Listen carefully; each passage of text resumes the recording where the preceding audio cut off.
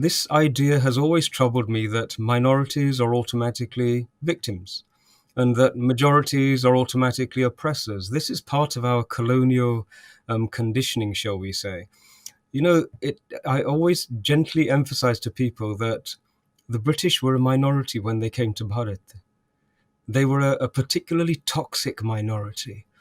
And I think we need to start to look at the toxicity of the denomination and the demographic rather than its numbers. We have minorities in Bharat who are unbelievably integrated and fully supportive and fully engaged with the nation and its well-being. And so they claim no minority oppression or anything like that at all.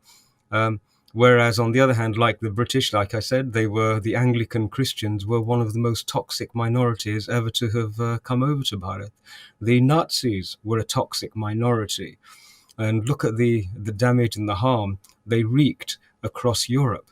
So minority status does not automatically convey the, shall we say, the moral high ground. It's the actions and the history over a period of time which will determine that. So the moment somebody says minority, we should actually discard it. We should recognize that minority and the importance given to minority in the Constitution is actually an act of discrimination in and of itself. It's a prejudice. It enshrines a prejudice against the indigenous people of Bharat in the Constitution. And when that happens, when you have such an enshrinement, it's actually a state of apartheid.